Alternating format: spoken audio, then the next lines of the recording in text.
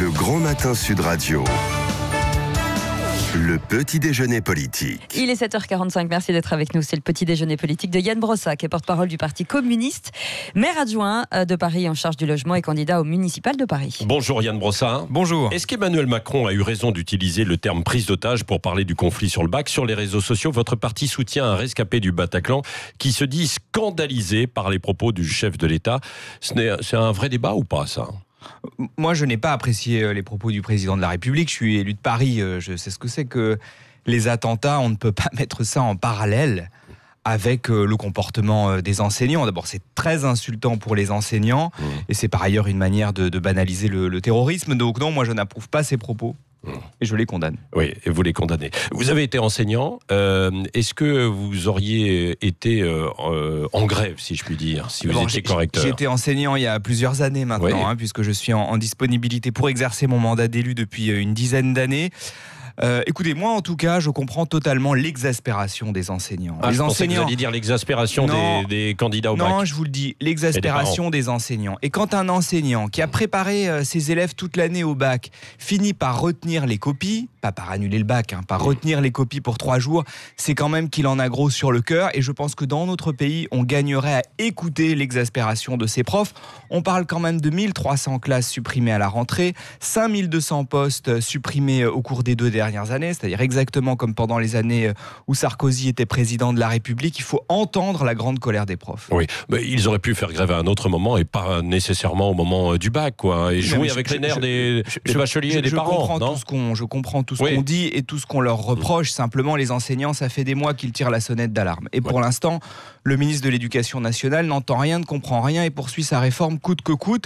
Je pense que s'il avait un peu plus écouté, on n'en serait pas arrivé là. Oui, on vient d'évoquer les réseaux sociaux. Les députés vont adopter la loi haine sur Internet. Êtes-vous totalement d'accord sur ce combat contre les torrents d'insultes potentielles, ou est-ce que vous y voyez des limites à la liberté d'expression? En tout cas, je comprends qu'on ait besoin de mettre un peu de règles là-dedans et qu'on ne peut pas accepter que sur les réseaux sociaux, on ait des propos haineux qui se répandent. Donc que les députés remettent un peu de règles ne me choque pas. Oui, ça vous choque pas, mais certains y voient quand même une restriction à la libre expression. C'est une vraie question, il faut trouver le juste équilibre. Oui. Moi, je ne pense pas que, sous prétexte que c'est sur un réseau social, ça doive devenir légal. Oui, mais on dit que certaines idées qui choquent deviendraient peut-être illicites. Oui, non, mais pas que dans les propos, mais y compris sur des idées. Oui, d'accord, sauf que le racisme. Non, mais vous-même, vous défendez des idées qui ne sont pas forcément dans la bien-pensance. Le racisme, l'antisémitisme, l'homophobie, c'est pas une opinion, c'est un délit. Donc c'est pas parce que c'est sur Internet que ça doit devenir légal et qu'on doit laisser des gens répandre des propos qui incitent à la haine. Oui, donc si vous étiez à l'Assemblée nationale, vous voteriez sans doute. La bataille de Paris, c'est le grand oral au sein de la République En Marche. 3 candidats, Villani, Griveaux et Rançon. Vous en préférez un plus qu'un autre ou pas? Je ne vais pas vous dire lequel je préfère. Ce qui est sûr, c'est qu'ils ont tous leurs défauts. C'est que ce sont tous des petits Macron. Ouais. Et en réalité, ce qu'ils cherchent, ça n'est pas un maire de Paris, c'est un représentant du président de la République à Paris. Or, quand on est maire, on doit défendre ses habitants, parfois contre l'État. Or, la réalité, c'est que là, c'est Macron qui va choisir son préfet à Paris. Et moi, je pense qu'on n'a pas besoin de ça pour Paris. Ça, c'est pas normal qu'Emmanuel Macron s'occupe à ce point-là des municipales, c'est ce que vous dites? C'est dingue. C'est-à-dire qu'aujourd'hui, on a un président de la République qui pourtant a des sujets à régler. Il y a le chômage, il y a le pouvoir d'achat, il y a la désindustrialisation du pays, il y a les services publics qui disparaissent. Que fait le président de la République? Il s'occupe de l'investiture du candidat macroniste pour la capitale. Et pas que Paris, d'ailleurs, à Lyon également, puisqu'il y était hier. Donc non, moi je pense qu'en réalité, Macron veut quelqu'un qui le défende à Paris. Pas qui défende les Parisiens, qui le défende à Paris. Et je pense pas que les Parisiens veuillent ça. On peut comprendre également le président parce que c'est une possibilité pour lui aussi de faire appliquer sa politique au plan local, et pas simplement vu d'en haut au niveau national. Ça compte les municipales. Je trouve qu'il l'applique déjà suffisamment. Et par ailleurs, je pense que pour qu'un pays fonctionne, on a besoin d'avoir un équilibre des pouvoirs. Si tous les pouvoirs sont dans la main des mêmes, c'est pas bon pour la démocratie. Et donc moi, je souhaite qu'on ait à Paris quelqu'un qui défende les Parisiens, qui défendent le pouvoir d'achat des Parisiens, qui défendent leur accès au logement, qui défendent leur accès à la mobilité, et pas quelqu'un qui soit simplement là pour défendre l'Élysée. Oui. Bon, vous serez candidat, vous, à la mairie de Paris? Je serai en tout cas candidat au municipal, oui. Oui, c'est ça, oui, au municipal. Ça veut dire quoi? Il y a une nuance? Ça veut dire que moi, je représente le Parti communiste, et le Parti communiste décidera en octobre dans quelle configuration il va à l'élection. Soit dans une alliance de gauche, soit soit avec une liste autonome. Donc on verra bien, on tranchera ça en octobre. En attendant, nous allons faire un certain nombre de propositions sur les enjeux qui intéressent les Parisiens. Moi, je crois que la question principale qui intéresse les gens qui vivent à Paris, notamment les classes moyennes, c'est est-ce que nous pourrons continuer à vivre à Paris ? Il y en a encore des classes moyennes à Paris ? Il y en a encore, et heureusement. Simplement, elles s'accrochent à Paris, parfois difficilement, vu le niveau des loyers. D'ailleurs, nous avons bataillé pour que l'encadrement des loyers se réapplique depuis le 1er juillet, donc ça devrait quand même les aider à rester à Paris. Oui, bon, pour l'instant, effectivement, sous Anne Hidalgo, les loyers flambent comme jamais. Hein. Oui, mais vous savez que ce qui est très difficile... oui, non, mais vous avez raison. Ce qui est très difficile, c'est que d'un côté, nous, on fait du logement social. Il y a quand même 550 000 Parisiens, quasiment 1 sur 4, qui vit dans du logement social et qui, du coup, a un loyer beaucoup moins cher que le loyer du privé. Mais dans le même temps, le loyer privé, il continue à augmenter. Pourquoi ? Parce que ça dépend du secteur privé. Et que donc, on n'avait pas de marge de manœuvre jusqu'à présent. Et donc, nous avons bataillé avec le gouvernement pour remettre en place l'encadrement des loyers. C'est le cas depuis le 1er juillet. Et c'est donc une très bonne chose parce que ça va nous permettre enfin de restabiliser un peu les loyers. Et sur Airbnb, c'est l'un de vos combats également. Est-ce que vous êtes favorable, pourquoi pas, à une interdiction totale ? En tout cas, je pense que la question mérite aujourd'hui d'être posée. Donc, je le dis, la ville de Paris ne peut pas le faire. Ça dépend du législateur. Mais si le législateur nous en donnait la possibilité, je trouve qu'il faudrait y réfléchir sérieusement, notamment dans les quartiers qui sont envahis par ces locations touristiques. Envahis. Quand vous voyez pensez le cœur de Paris, notamment. Dans les arrondissements du centre de Paris, 1 logement sur 4 ne sert plus à loger un Parisien. Donc ça veut dire que ce sont des logements en moins pour loger des habitants, et donc ce sont des hôtels clandestins qui en plus provoquent plein de nuisances. Donc, on l'a vu ce week-end avec l'allocation d'un hôtel particulier par des jeunes qui fêtaient un peu leur bac, et évidemment ça a scandalisé les riverains. Moi je serais favorable à un référendum dans les arrondissements concernés sur l'interdiction effectivement d'Airbnb, parce que je pense qu'après tout les habitants ne sont pas les plus mal placés pour savoir ce qu'il faut faire. Et qu'en dit Anne Hidalgo sur cette idée ? En tout cas, je pense qu'elle est ouverte à cette question. Oui, elle est ouverte à cette question. En tout cas, ça fait partie des propositions que les communistes feront dans la campagne. Bon, on vous sent quand même très proche d'Anne Hidalgo, c'est-à-dire que vous ne ferez pas campagne contre elle. D'abord, contre, non. Parce que je suis son adjoint. Je suis l'adjoint en charge du logement. Oui, mais bon, vous n'êtes pas dans le même parti.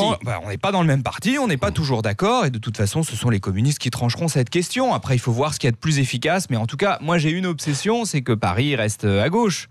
Et que Paris ne tombe pas dans l'escarcelle des macronistes. Oui, alors c'est ça, mais il y a aussi les écologistes, un certain Yannick Jadot. Est-ce que vous êtes... a priori, c'est mal parti pour faire une alliance avec lui, non ? On a toujours fait une alliance avec les écologistes au 2e tour. Donc on ne fera sans doute pas d'alliance au 1er tour, puisqu'ils ont décidé de se présenter seuls. Je crois que vous avez reçu leur tête de liste d'ailleurs.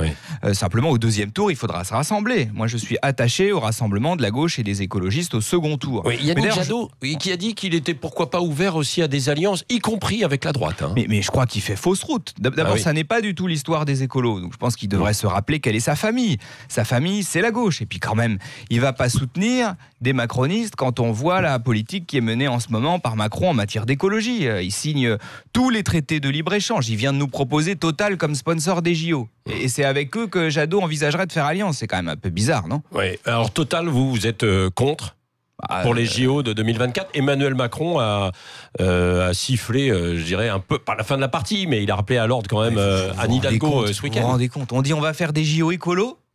Et on propose que Total soit sponsor. C'est comme si on organisait une fête de la gastronomie et on la faisait sponsoriser par McDo. C'est pas possible. Oui, mais vous allez tout écarter dans ces conditions. Non, pas tout écarter. Enfin, en l'occurrence, on va pas prendre une des boîtes les plus polluantes du monde. Mais alors, Total est pestiféré alors. Total est pestiféré en France, y compris les salariés. Qu'est-ce que vous diriez ? Pas les salariés. Les salariés, c'est du sponsoring. Ils sont chez Total. C'est du sponsoring. Qu'est-ce que vous diriez si nous disions on va faire des grands JO écolos, des grands JO verts, et puis c'est sponsorisé par Total. Mais ridicule. Total peut mettre de l'argent justement pour financer des jeux plus verts, non ? Faut pas être quand même complètement... on n'est pas des lapins de 6 semaines. Bon, quand Total fait ça, c'est pour se racheter une image. Plutôt que de se racheter une image, je préférais qu'ils revoient leur pratique.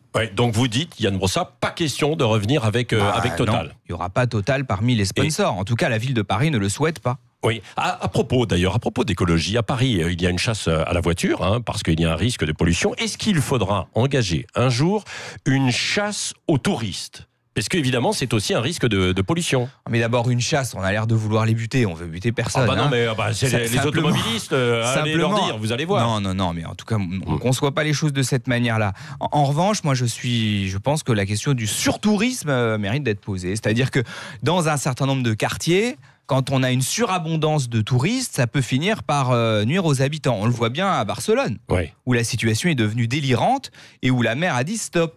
Je pense que parfois il faut se poser la question. Enfin, en tout cas, oui, effectivement, c'est légitime. Oui, un mot à propos encore de logement. Est-ce que vous craignez une baisse des APL ? Le gouvernement a démenti qu'il allait avoir de toucher en fait au barème. Oui, enfin, il revoit le budget des APL qui va baisser d'1 milliard d'euros, c'est-à-dire qu'il y a 1 million d'allocataires APL qui vont perdre en moyenne 1 000 euros par an, c'est-à-dire quasiment l'équivalent d'un SMIC. Donc bien sûr qu'il va y avoir une baisse des APL. D'ailleurs, il est prévu qu'elle ait lieu un mois avant les élections municipales.